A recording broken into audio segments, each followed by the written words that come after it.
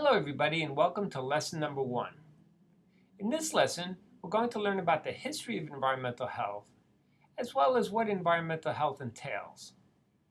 We'll also cover a topic called levels of environmental protection, as well as one called environmental management principles.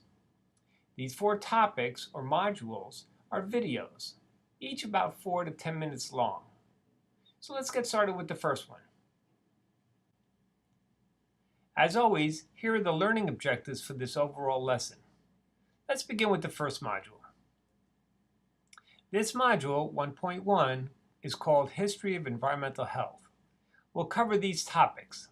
Please take notes and feel free to stop the video when needed. So how did the environmental movement evolve? Well, first you have to realize that humans always appreciated the beauty of nature and things that appeal to our senses. Whether it's a beautiful aroma of flowers, the scenic beauty of a mountaintop, or the sweet sounds of birds chirping, humans from the dawn of time appreciated and respected the wilderness. And people wrote songs and poems and books about nature, and they still do.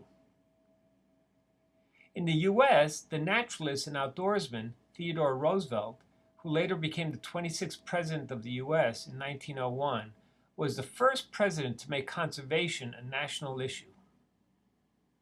However, no person was more influential in launching the global environmental movement than Rachel Carson.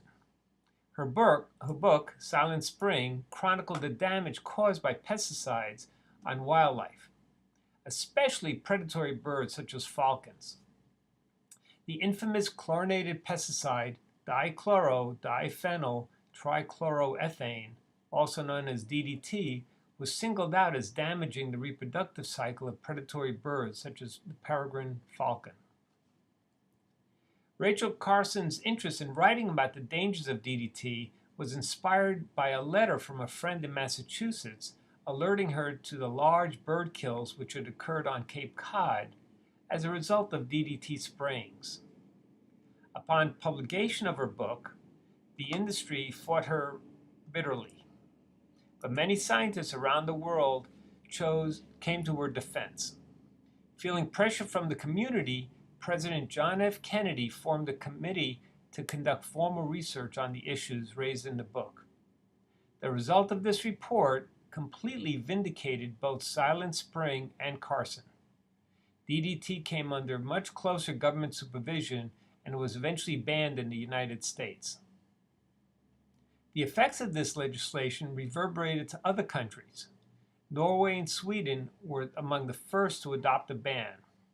However, in countries like India and China, DDT is still being manufactured and used. Rachel Carson also brought attention and legislative change to the harmful effects of pesticides on wildlife, but she also hypothesized the effects on humans. The Radical 60s also brought renewed attention to worker health. While many workplace-related illnesses were recognized decades ago, such as lung disease among miners and cancers among the petroleum industry workers, it was the widely used material asbestos that launched the modern regulation of specific environmental toxins. And the timing was perfect. In 1965, Irving Selikoff, an occupational health physician from Mount Sinai School of Medicine, who was interested in asbestos-related illnesses, organized a pivotal conference in New York City to bring attention to this problem workplace material. But the conference in New York City also touched on environmental risk and on bystanders disease. A few years later, Irving Selikoff was traveling to a meeting in Lower Manhattan with Dr. Ed Ferran of the New York City Department of Air Resources, and noticed asbestos insulation was being blown off the World Trade Center towers that were being constructed in 1970. They immediately declared this an environmental health threat and successfully pushed and passed New York City legislation barring the practice of airborne spraying of asbestos as a public health threat. Also that year, a newly created EPA, working with the newly passed Clean Air Act, took note and listed asbestos as a hazardous air pollutant, and its stringent regulation began both in the workplace and environment. This event, together with Rachel Carlson's heightened alert as to the dangers of pesticides and the newly created environmental protection movement, launched the field of environmental health.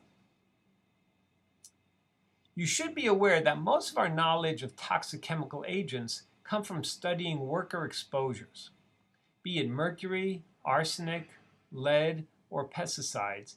The level of these agents in the workplace is almost always greater than the environmental level. So by studying occupational health, we add to our environmental health knowledge.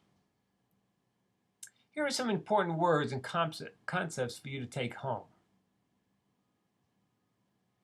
And that's it for the first module, 1.1. Goodbye.